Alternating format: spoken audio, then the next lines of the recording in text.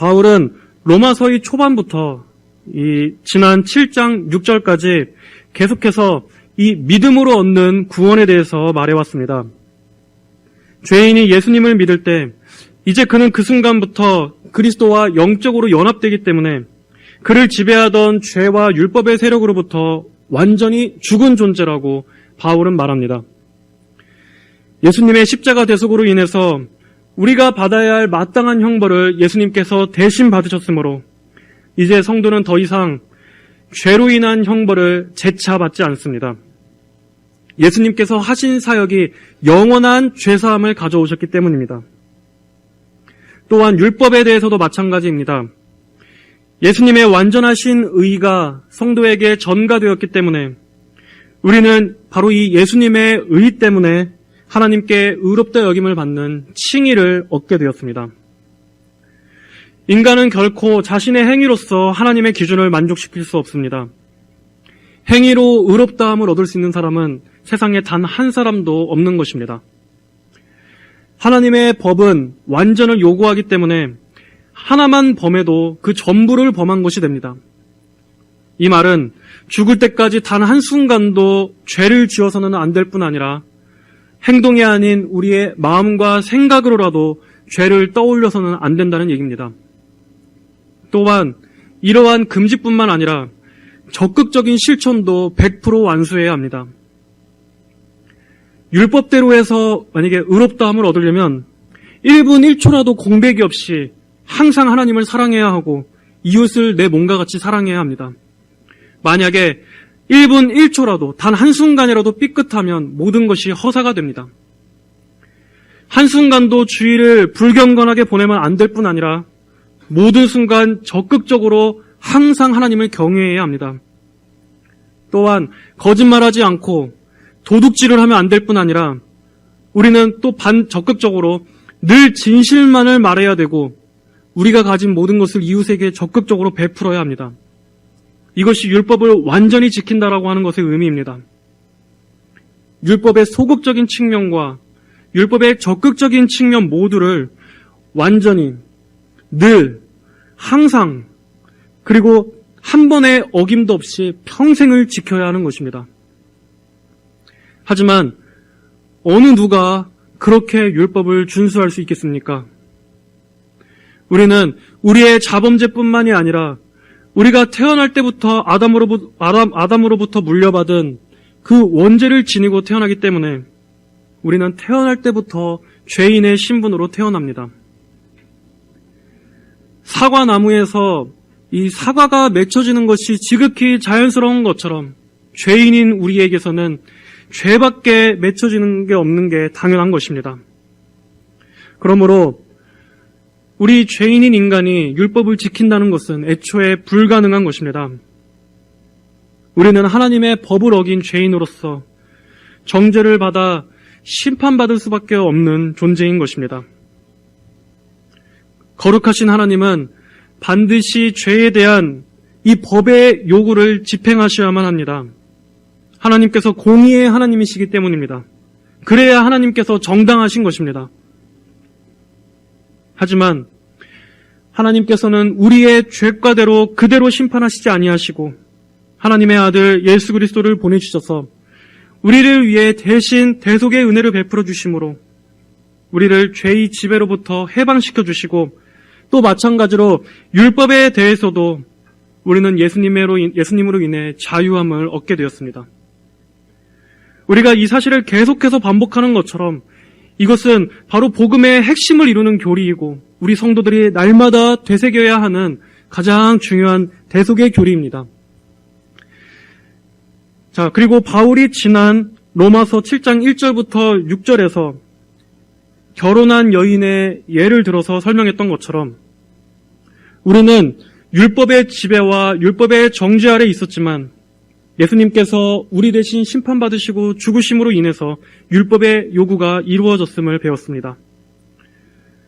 죄의 삭신 사망이 예수님 안에서 대신 처리가 되었습니다. 그리고 우리 역시 그 안에서 그리스도와 연합되어 함께 죽었기 때문에 우리 역시도 이 율법이라는 배우자와의 결혼 관계에서 완전히 끝나게 된 것입니다. 그리고 우리는 그리스도라는 이 새 남편과 함께 연합된 존재로서 그리스도와 새로운 결혼 생활로 묶여있는 존재가 되었습니다. 그리고 예수님께서는 우리에게 영원한 의의 옷을 입혀주셨습니다. 우리의 죄사함이 무엇입니까? 과거, 현재, 미래의 모든 죄를 사함받는 영원한 죄사함입니다. 마찬가지로 예수님께서 주신 의로움도 우리에게 영원하신 의를 주신 것입니다. 우리의 모든 의를 천국에 가는 그날까지 영원히 변치 않는 그 의를 예수님께서 주심으로 우리에게 주어진 이 법정적인 선언은 중간에 다시 탈락한다거나 하나님께서 도로 그 의로움을 걷어가시거나 하는 일은 없는 것입니다. 그러므로 성도의 의는 오직 예수 그리스도의 의입니다. 우리에게는 그리스도의 의가 우리의 의로움의 근거입니다. 그러므로 이제 더 이상 율법의 기준을 우리에게 적용해서 내가 잘났다 또는 못났다 여길 필요가 없습니다. 내가 이렇게 율법의 기준에 도달하지 못했는데 내가 이래서 어떻게 천국에 갈 수 있을까 생각할 필요가 없습니다. 애초에 우리는 원래 못 갑니다. 우리가 천국에 갈 수 있는 것은 예수님의 의 때문에 가는 것이지 우리의 어떤 행위나 도덕적인 어떤 높은 수양으로 인해서 갈 수 있는 것이 아닙니다. 그리고 이제 우리는 더 이상 율법에 얽매여 있는 삶이 아니라 이제는 내주하시는 성령의 법을 따라 살아갑니다.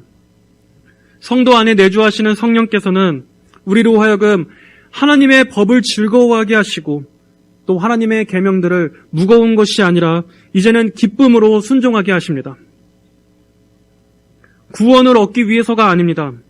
하나님을 사랑하기 때문에 그분의 계명 또한 기쁨으로 추구하며 살아가도록 성령님께서 우리 안에 이 새 생명의 원리로 본성을 변화시켜 주시는 것입니다. 이것이 바로 예수님께서 하신 일로 인해서 우리 성도들에게 일어난 변화입니다.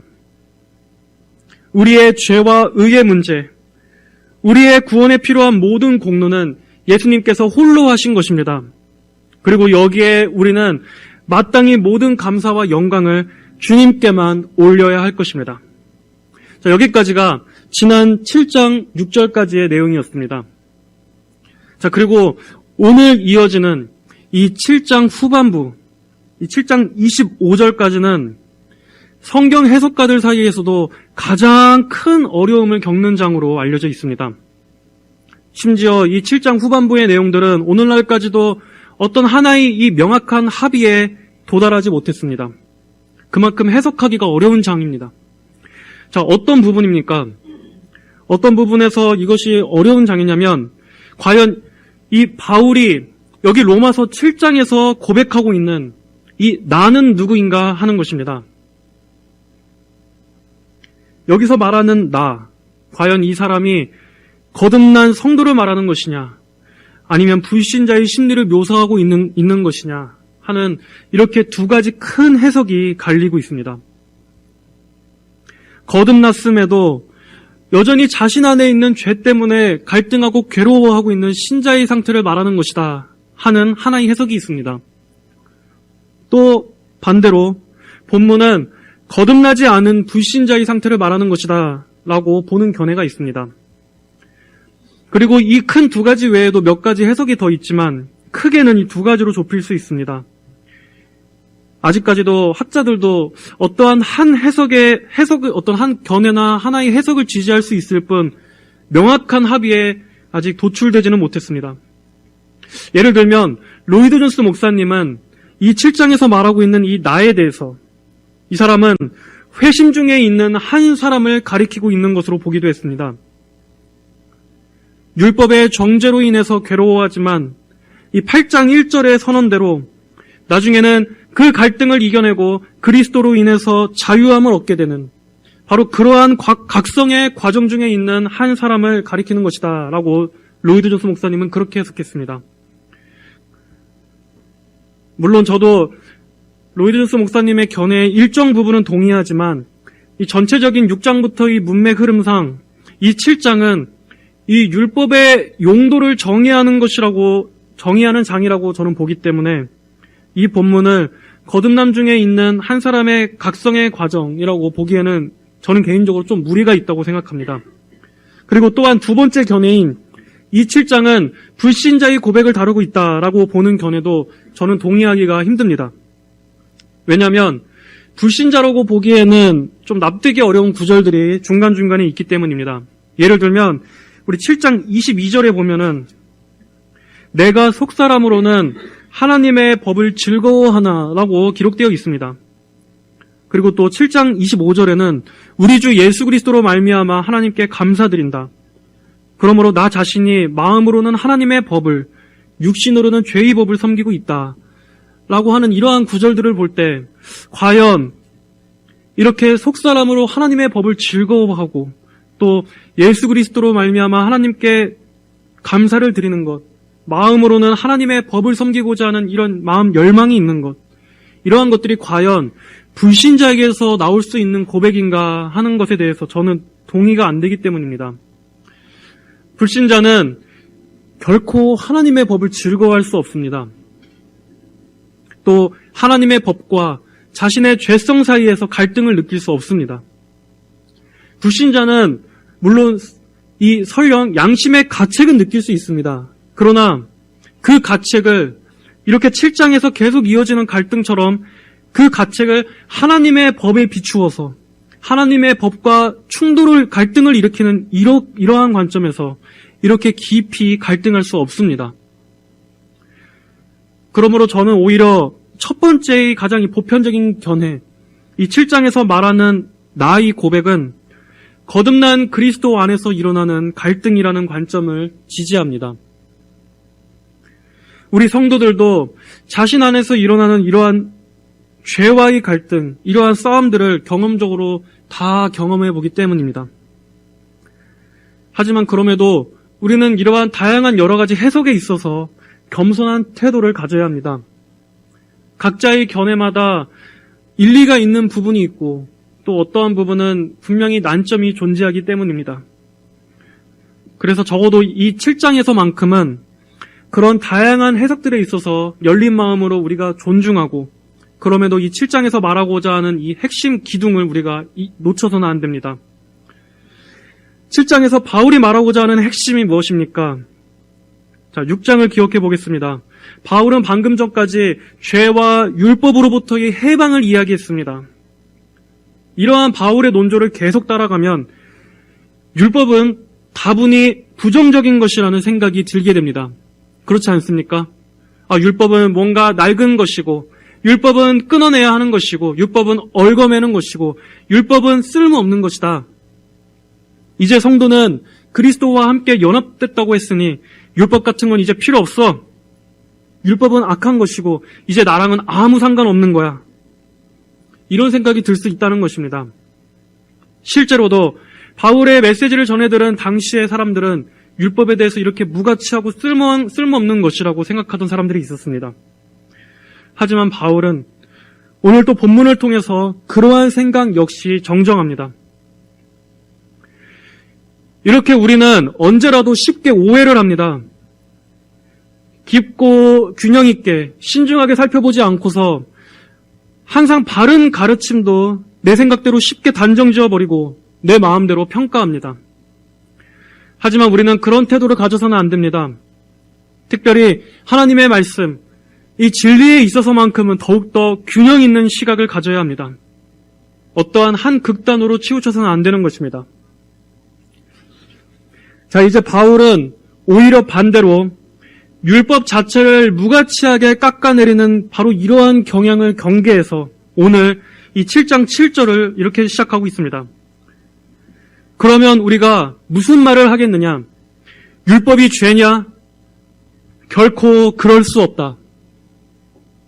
바울은 단호하게 율법은 악한 것이 아니라라고 말합니다. 그리고 이어서 말합니다. 율법으로 말미암지 않았다면 나는 죄를 알지 못하였을 것이니 율법이 탐내지 마라 하지 않았다면 나는 탐심을 알지 못하였을 것이다. 여기서 우리는 율법의 첫 번째 용도에 대해서 배웁니다. 먼저 첫째, 율법은 우리에게 죄가 무엇인지를 깨닫게 해줍니다. 죄가 무엇인지 정의해 줍니다. 그러면서 바울은 특별히 이 탐심을 예로 듭니다. 탐심이 무엇입니까? 탐심은 하나님께서 주신 이 10계명의 마지막 10번째 계명입니다. 출애굽기 20장 17절에 내 이웃의 집을 탐내지 마라. 내 이웃의 아내나 그의 남종이나 여종이나 그의 소나 나귀나 내 이웃에게 속한 어떠한 것도 탐내지 마라. 물론 10계명의 다른 모든 계명들 역시 우리의 마음에서부터 진정으로 따라야 하는 계명이지만 특별히 이 10번째 계명은 더욱더 우리의 마음에다 직접 겨냥하는 계명입니다. 거짓말하고 도둑질하고 간음하고 하는 이 모든 것들이 다 이 마음 안에 있는 깊은 탐심, 남의 것을 소유하고자 하는 이 탐욕스러운 마음에서 나온 것이기 때문입니다. 바울은 그래서 10계명 중에서도 이 탐심을 예로 들어서 설명합니다. 율법이 탐내지 마라 하지 않았다면 나는 탐심을 알지 못하였을 것이다. 바울은 율법이 탐내는 것을 금하지 않았다면 자신은 탐심이라는 것을 결코 알지 못했을 거라고 말합니다. 이렇게 율법은 우리에게 무엇이 죄인지를 드러내는 역할을 합니다. 이것이 율법의 첫 번째 용도입니다. 자, 우리는 누구나 죄를 지어왔습니다. 살면서 다양한 죄를 지어왔습니다. 그러나 그것이 하나님의 법에 저촉되는 악한 죄라는 것까지는 의식하지 않고 살았습니다. 물론 떳떳하진 않지만 그럼에도 그것을 아주 크고 심각하게 여기지는 않고 살아왔습니다. 심지어 그것이 일상에서 일어나는 아주 작고 사소한 것들이거나 감옥에 갈 정도로 큰 죄가 아닌 이상 우리는 그저 대수롭지 않게 생각하고 양심의 가책은 때때로 있었지만 그럼에도 우리는 그런 대로 살아왔습니다. 하지만 하나님의 율법 10계명에 비추어 보니 그게 죄라는 것을 알게 됩니다. 아주 작은 죄라 할지라도 그 안에 있는 동기를 살펴보면 분명히 그것은 하나님의 법에 걸리는 일이었습니다. 하나님의 법은 나의 깊은 내면의 이 은밀한 동기까지도 다 다루는 것이기 때문에 그 동기를 살피시는 하나님의 눈에게서마저 벗어날 수는 없었습니다. 그리고 그것이 사망을 선고받을 정도의 큰 죄라는 것을 율법은 우리에게 말해줍니다. 하나님의 율법이 그것이 죄라고 콕 집어주지 않았더라면 나는 이것이 죄인 줄 몰랐을 것입니다. 죽음에 이르게 할 만큼 큰 죄인 줄 모른 채 살아왔을 것입니다. 하지만 율법은 그것을 드러냅니다. 이것이 죄라고, 하나님의 법을 어긴 것이라고. 우리 역시도 과거 예수님을 믿기 전의 삶들을 지금 생각해 볼 때, 이 하나님의 율법에 비추어 봤을 때 얼마나 내가 그 법들을 어기며 살아왔었는지 깨닫게 되지 않습니까? 그때는 그것이 얼마나 심각한 죄인 줄도 모르고 살았었는데 지금 와서 이 율법에 비춰보니 나는 정말로 너무나 악하게 살았었구나 하는 것을 바로 이 율법의 거울에 비추어 봤을 때 깨닫게 되는 것입니다. 이처럼 율법은 죄를 정의하며 무엇이 죄인지를 드러내는 역할을 합니다. 그렇기 때문에 바울은 이러한 점에서 율법이 결코 악하다거나 율법이 죄라고 말할 수 없다고 말하고 있는 것입니다. 율법은 이렇게 죄를 깨닫게 해주는 역할을 하기 위해서 주어진 것이기 때문에 결코 악한 것일 수 없다. 율법은 하나님께서 주신 계명입니다. 거룩한 계명입니다. 하나님께서 사람이 더욱더 하나님의 형상으로서 온전하게 살아가라고, 복되게 살아가라고 율법을 주신 것입니다. 율법은 우리를 고통에 몰아넣기 위해서 주신 것이 아니라 인간으로서 참으로 복된 삶을 누리게 하기 위해서 주셨습니다. 오히려 율법을 어길 때가 더 고통스럽고 우리의 영혼을 더 괴롭게 만드는 것입니다. 그러므로 율법 자체는 나쁜 것이 아닙니다. 율법을 주신 하나님께서는 선한 목적으로 주신 것입니다. 그러나 악한 것은 율법이 아니라 죄입니다. 바울은 8절에서 이어서 말합니다. 다 같이 한번 8절 읽어보겠습니다. 시작. 그러나 죄가 계명으로 말미암아 기회를 타서 내 속에서 온갖 탐심을 일으켰으니 이는 율법이 없으면 죄는 죽은 것이다. 율법은 죄를 폭로하고 드러내는 역할을 한다고 했습니다. 하지만 죄는 너무나 간사합니다. 율법의 빛이 비추어질수록 죄는 더욱더 기세등등하게 살아나기 때문입니다. 바울은 여기서 율법이 없으면 죄는 죽은 것이다 라고 말했습니다.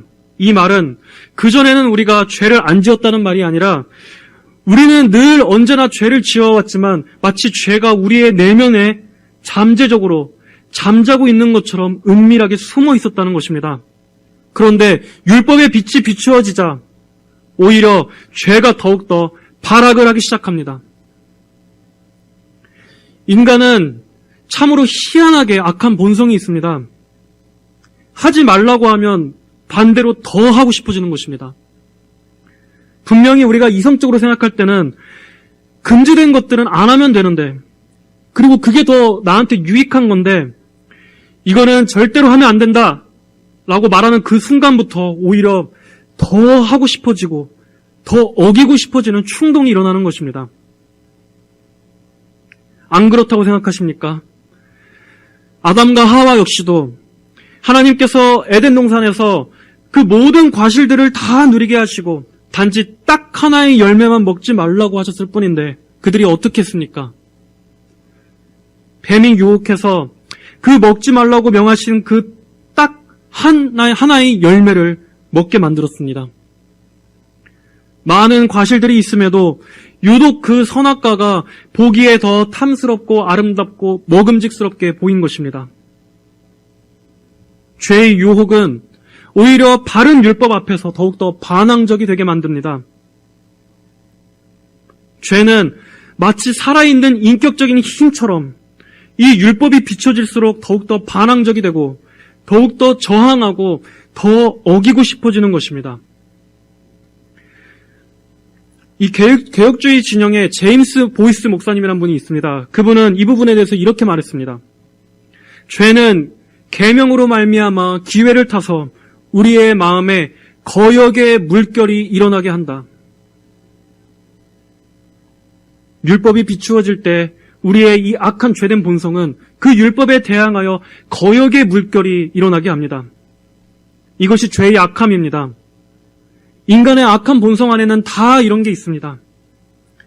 예를 들어 교육에 있어서도 인간이 근본적으로 교육을 통해서 근본적으로 바뀌어질 수 없는 이유가 분명히 어떤 것들은 행하면 안 된다라고 아무리 교육해도 오히려 인간의 악한 죄성은 그것을 더 하고 싶게 만든다는 것입니다.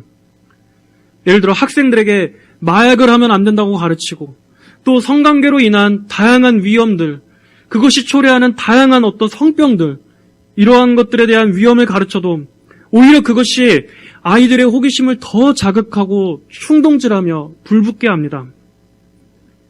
왜 이런 이해할 수 없는 일들이 일어납니까? 인간 안에 있는 죄성은 더럽고 음습한 죄들을 좋아하며 그것들의 매력을 느끼고 빨려 들어가고자 하는 성격을 갖고 있기 때문입니다. 예를 들면 더러운 곳에 사는 벌레가 더럽고 음습한 곳을 본능적으로 찾는 것처럼 인간의 죄성은 오히려 율법이 금하면 금할수록 율법의 그 계명이 누르면 누를수록 오히려 죄가 더 기승을 부리고 더 반항하며 불이 붙어버립니다. 더욱더 역으로 솟구쳐 오르는 것입니다. 그래서 바울이 여기서 죄가 계명으로 말미암아 기회를 타서 내 속에서 온갖 탐심을 일으켰다라고 말하는 것이 바로 그러한 의미입니다. 이것이 인간 본성의 딜레마입니다. 분명히 명하신 계명을 알고 있습니다.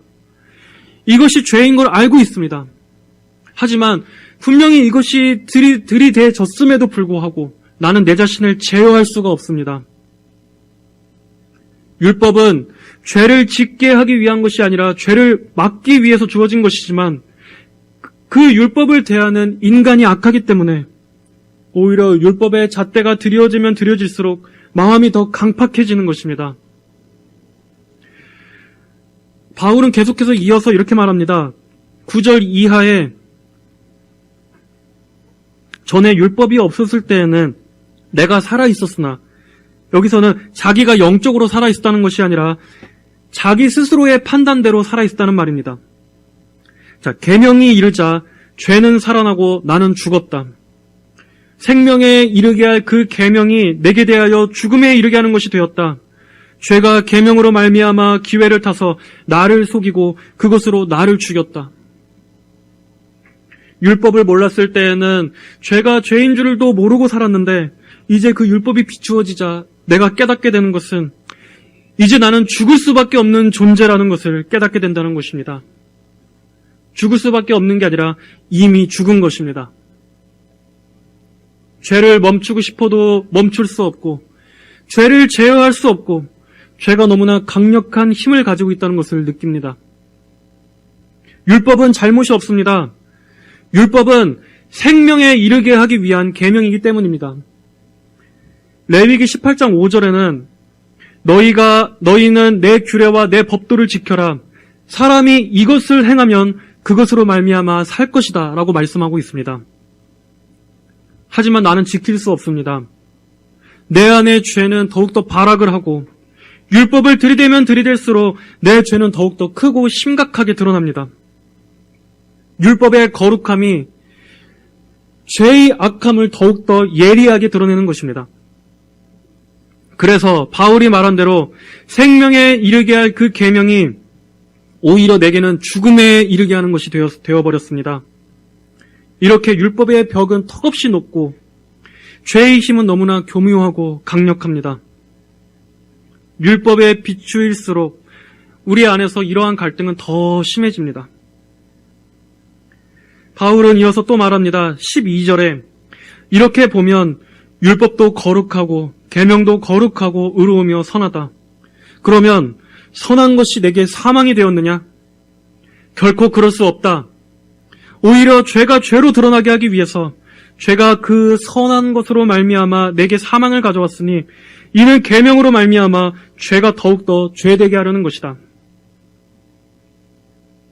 율법은 무가치한 것이고 쓸모없는 것이라고 생각하던 일부 사람들의 그러한 생각에 바울은 율법은 절대 무가치한 것이 아닙니다. 율법이 없었다면 죄가 죄인 줄 깨닫지 못했을 것입니다. 라고 말하는 것입니다. 여러분, 율법은 반드시 필요한 것입니다. 복음이 없었어도 우리는 구원받지 못했지만 율법이 없었어도 우리는 구원받지 못합니다. 이 말씀이 무슨 뜻이냐면 율법이 있기 때문에 우리가 죄가 죄인 것을 깨닫기 때문입니다. 여러분, 만약에 율법을 통해서 죄를 깨닫지 못했다면 어떻게 되겠습니까? 죄를 깨닫지 못한다면 우리는 죄로부터 우리를 구원해 주실 예수 그리스도를 찾지도 못하기 때문입니다. 율법은 중요한 것입니다. 율법으로 구원받아서가 아니라 율법을 통해서 우리는 우리 자신 안에 그 어떠한 의로움이 없다라는 것을 인정하게 되고 우리 자기 스스로에 신뢰를 두지 않게 되기 때문입니다. 율법으로 인해서 우리는 우리 자신이 죄인임을 깨닫게 되고 그래서 절망하고 낮아짐을 겪습니다. 오직 율법을 통해서만이 이 일이 일어나는 것입니다. 그리고 그 낮아짐은 결국 완전하신 그리스도의 의를 갈망하게 만들어줍니다. 그렇기 때문에 복음 선포 전에는 반드시 항상 이 율법의 선포가 먼저 되어야 합니다. 여러분 생각해 보십시오. 자신이 죄인인 줄 모르는 사람에게 어떻게 구원자이신 예수 그리스도를 믿고 의지하라고 말할 수 있겠습니까? 자신이 죄인인 것을 깨닫지 못하는 사람에게 어떻게 그 죄로부터 벗어날 수 있는 생명길을 전할 수 있겠습니까? 오늘날에는 복음에 대해서도 많은 오해를 하지만 이 율법에 대해서도 많은 오해를 갖고 있습니다. 어떤 사람들은 아니 오직 교회에서는 복음만 설교하면 되지 왜 율법이 필요하냐라고 항의하는 사람도 있습니다. 하지만 율법의 선포가 없이는 죄가 뭔지도 모르는 사람한테 그 죄로부터 구원받으라고 말하는 거랑 똑같습니다. 율법을 통해서 자신의 죄임됨을 전혀 인정하지도 보지도 깨닫지도 못하는데 어떻게 회개하라고 말할 수 있습니까? 무엇을 회개하라는 것입니까? 어떻게 죄 용서를 받으라고 말할 수 있겠습니까? 기독교인들도 이 율법, 정죄라는 단어만 얘기하면 아주 본능적으로 거부하는 사람들이 있습니다.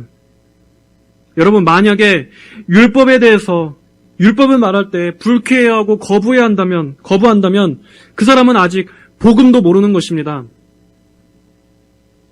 왜냐하면 자기가 그 율법을 통해서 죄의 찔림을 받고 회개해 본 경험이 없다는 것을 말하기 때문입니다. 율법이 없었다면 자신이 죄 있는 걸 몰랐을 것입니다. 만약 율법이 나를 화나게 한다면 그것은 율법의 잘못이 아니라 그 안에 있는 죄성 때문입니다. 기본적으로 죄에 대해서 책망받기를 싫어하는 인간 안에 있는 이 악한 본성 때문입니다. 하지만 참된 겸손은 율법 앞에서 자신을 낮춥니다. 겸손히 자신의 죄됨을 인정하고 회개를 구하게 됩니다. 여러분 분명히 기억하십시오. 하나님께서는 같은 율법을 이렇게 다르게 사용하십니다.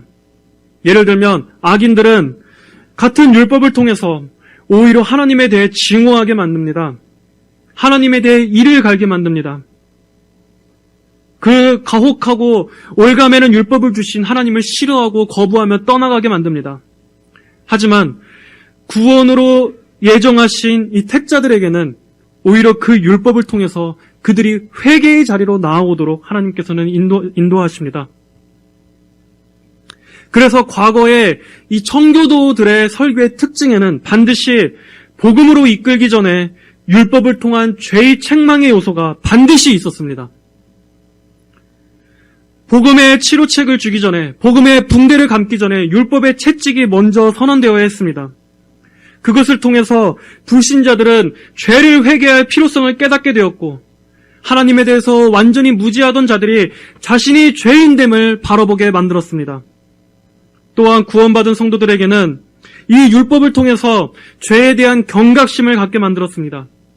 그리고 예수 그리스도를 통해 주신 이 구원의 복음에 대해 더욱더 소중히 여기게끔 만들어 주었습니다.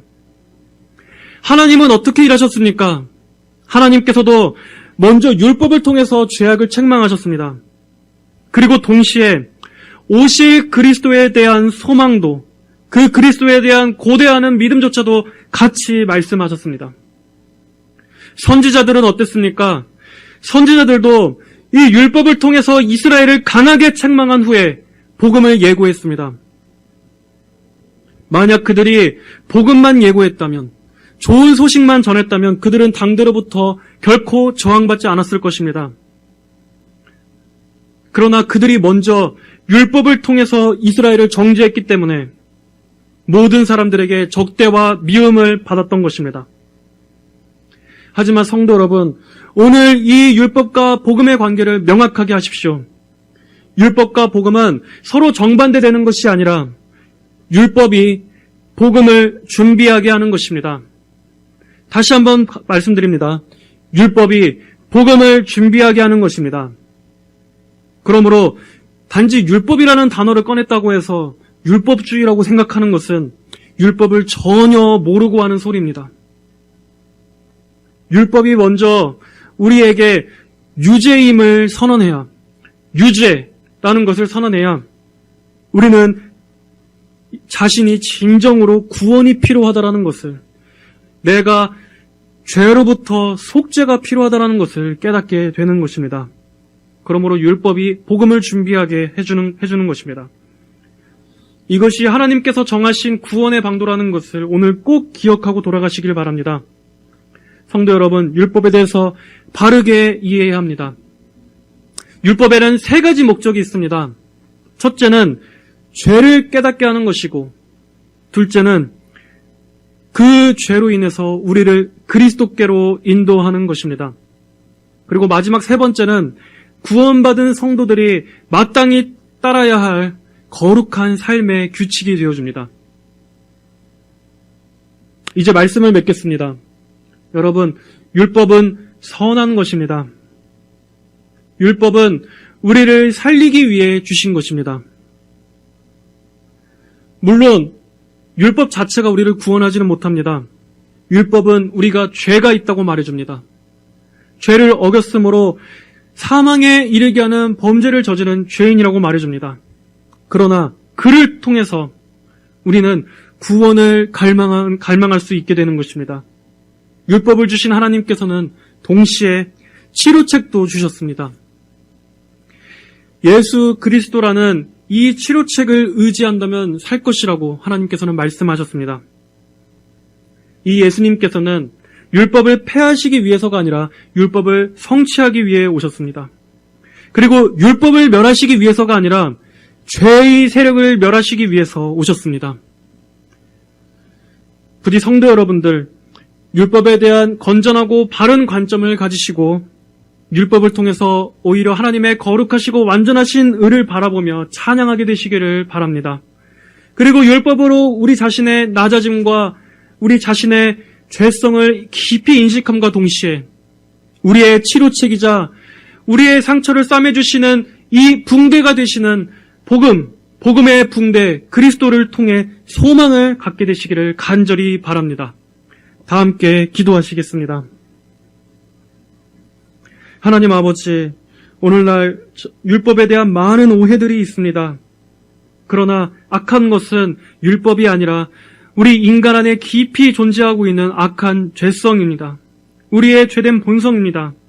오히려 율법은 그것을 밝히 비춰주는 것이요, 또 그것을 통해서 우리의 치료책이 되시는 그리스도께로 우리를 이끌기 위한 것이니 아버지, 이 율법의 밝은 빛을 저희가 거부하지 않고 겸손히 순종하여 우리의 소망이요 완전한 의가 되시는 예수 그리스도께로 더욱더 나아가게 하여 주시옵소서.